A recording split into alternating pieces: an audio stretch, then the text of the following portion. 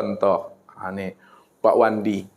Nah, Pak Wandi tadi sebelum ke majelis, ada enggak bersisir tadi di depan cermin? Ada ya? Ketika Pak Wandi bercermin tadi di kamar, terlihat enggak diri Bapak Ibu itu di cermin itu tadi? Kenapa tidak terlihat? Hah? Kenapa tidak terlihat diri Bapak Ibu ini di dalam cermin ketika Pak Wandi bercermin di rumah tadi? Karena yang bercermin itu diri Pak Wandi sendiri. Kalau diri Pak Wandi yang bercermin di situ, maka diri Pak Wandi lah yang terlihat di dalam cermin. Sekarang, mana yang dikatakan cermin Allah? Yang dikatakan cermin Allah itu yang disebut namanya Nur Muhammad. Kalaulah cermin Allah itu Nur Muhammad, yang mana yang dikatakan Nur Muhammad itu? Lihat. Ini nih.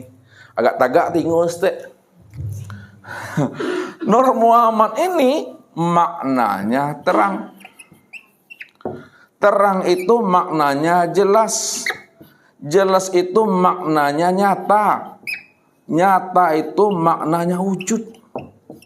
Maka yang dikatakan Nur Muhammad sebagai cermin Allah itu segala yang wujud dalam bentuk rupa berbeda.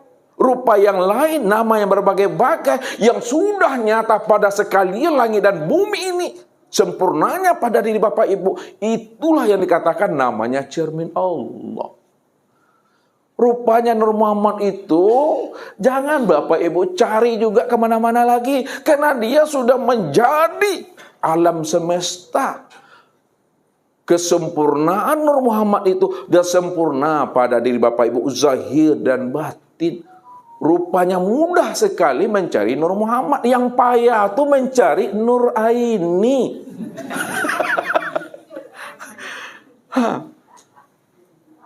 Ini yang Nur Muhammad. Kalau ini adalah Nur Muhammad, maka Nur Muhammad ini cermin untuk memandang dirinya Allah. Itulah maknanya ini wajah tu wajahiyah itu. Kalau Bapak Ibu ingin melihat wajahnya Allah, lihatlah kepada namanya Muhammad. Muhammad ini dia. Nggak jauh pakai dari ujung rambut sampai ujung kaki itu Nur Muhammad.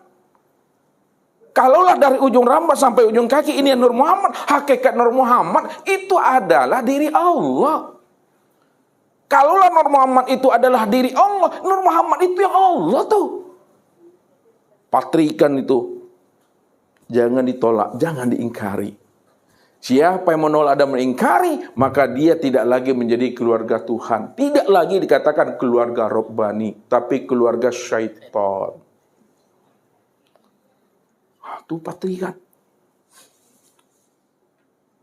Udah nyata pada dirinya, sempurna. Kalau udah paham Bapak Ibu, udah kenal dan mengerti Bapak Ibu tentang wujud dan kezahiran nyatanya Allah itu, jangan Bapak Ibu mengomong Allah itu gaib juga. Jangan Bapak Ibu berkata juga bahwa Allah itu batin.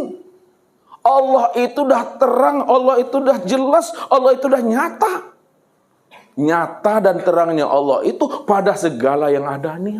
Dalam bentuk rupa yang berbeda, wujud yang lain dan nama yang bermacam-macam. Itulah nyatanya aku, kata Allah. Kalau Allah itu sudah nyata pada skala alam, sudah sempurna nyatanya pada diri Bapak Ibu, lalu tak terpandang juga lah nyata dan terang serta jelasnya Allah itu pada alam dan pada diri Bapak Ibu. Apa namanya tuh Pak Abdul Qadir? Butuh sange. Dia butuh sange itu Butuh sange itu bahasa Ustaz Pak. Butuh sange. Benar-benar buta yang hakiki. Itulah yang katakan orang yang tersesat itu. Apa kata Allah? Wa man kana fi hazil aqma fa huwa fil akhirati aqma wa adalun sabila.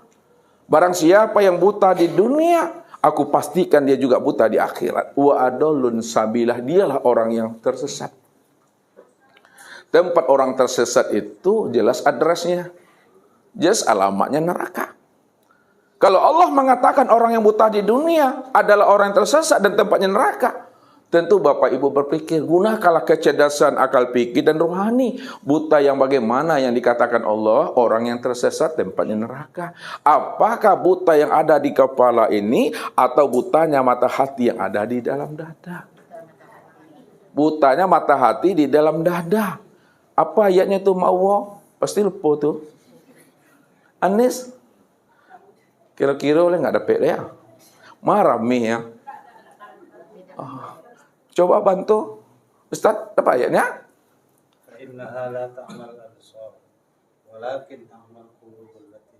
Alhamdulillah. Bisa Bapak Ibu pulang nanti dari wakili. Fa innaha la ta'mal absar walakin ta'mal qulub allati fis sudur. Sesungguhnya yang aku katakan buta itu kata Allah, bukanlah buta mata zahirmu yang ada di mata yang zahir ini, tapi butanya mata hatimu yang ada di dalam dada. Kalaulah buta mata hati yang ada dalam dada ini, itu yang mengakibatkan masuk neraka. Lalu apa maksudnya buta mata hati yang menyebabkan masuk neraka? Buta mata hati yang menyebabkan masuknya neraka itu maknanya, siapa yang tak mengenal aku di waktu hidupnya, maka di waktu matinya dia nggak pernah mengenal aku. Siapa yang tidak mengenal aku waktu di dunia, di akhirat dia juga tidak pernah mengenal aku. Siapa yang tidak mengenal aku pada dirinya, dia juga tidak akan pernah mengenal aku di luar dirinya. Itulah yang katakan yang buta, yang hakiki tempatnya di neraka itu. Berarti belajar ilmu makrifat itu hukumnya mubah, haram, makruh, wajib atau di atas wajib tuh.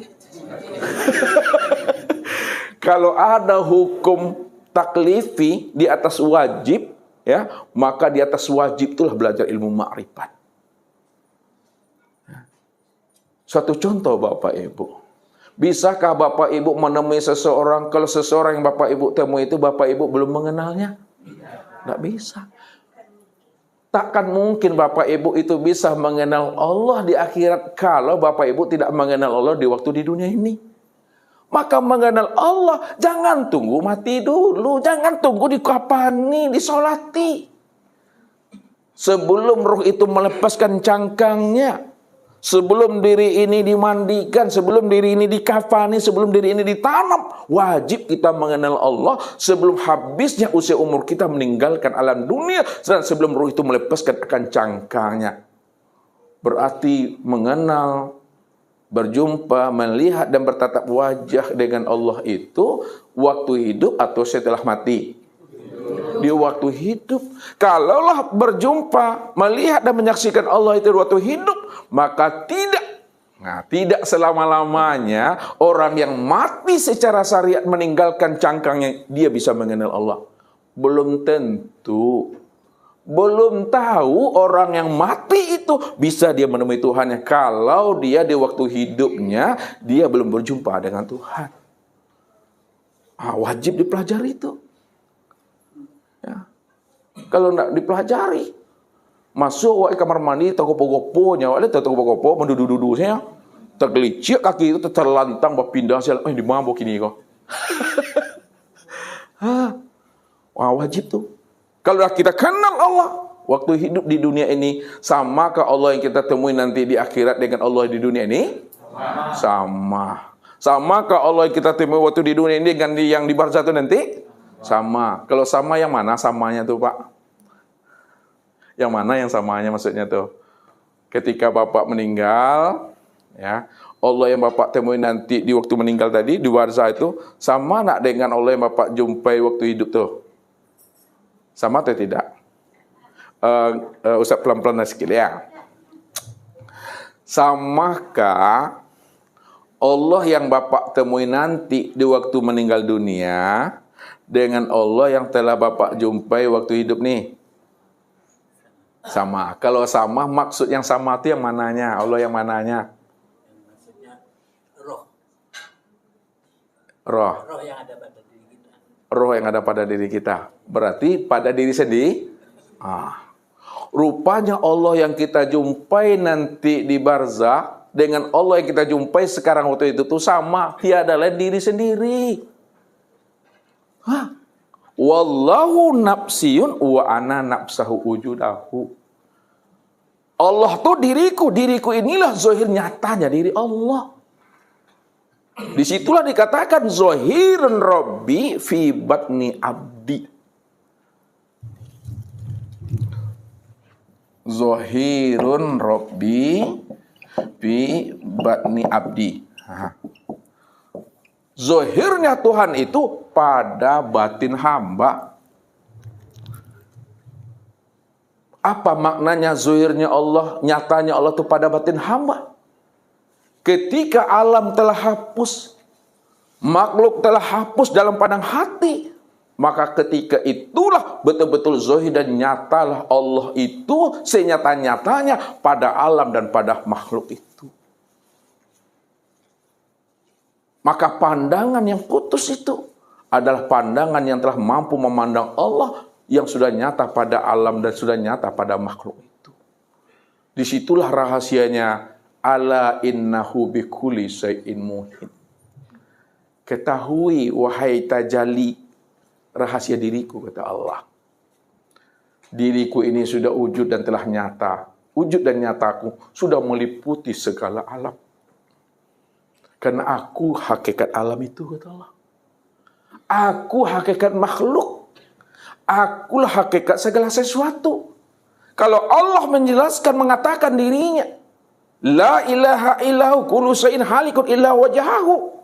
Tidak ada ilah, tidak ada yang wujud dan yang nyata pada alam dan pada sesuatu serta makhluk melainkan aku. Kullu syai'in halik, selain aku tidak pernah ada. Alam sesuatu makhluk tidak pernah ada. Kalau alam sesuatu makhluk tidak pernah ada, lalu siapa yang dikatakan alam? Siapa yang dikatakan makhluk? Siapa yang dikatakan sesuatu? Alam, makhluk dan sesuatu itu, itulah zahirnya aku itu. Maka pahami, kenalilah akan tajalli diriku dalam bentuk rupa yang berbeda wujud yang lain, kata Allah. Itulah aku, kata Allah. Makanya siapa yang tidak mengenal aku, itulah orang yang butuh sange. Itu dah Tuhan.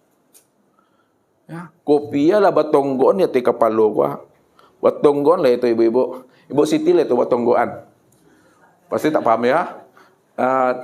Diletakkan di sini ya. Ditonggokan. Diletakkan. Kopiah sudah diletakkan di sini. Dicari-cari juga kopiah itu mana lah kopiahnya. Kacamata lah dipasang nih kayak Ustaz Edi ini ya. Manalah kacamata ini ya. Kalau dia masih mencari kacamata juga, dia masih cari kopiah juga, padahal kopiah itu sudah diletakkan di kepala, kacamata dari pasar dicari juga. Itu apa namanya Ustaz Edi? Dia butuh sangat. Siapa yang tidak mampu merasakan manisnya gula dan tidak mampu merasakan pedasnya cabai, apa namanya itu, Bu? Apa namanya, Bu? Kalau ada orang tak bisa merasakan manisnya gula, tak bisa pula dia merasakan pedasnya cabai, apa namanya orang itu kita sebut? Dia mati rasa.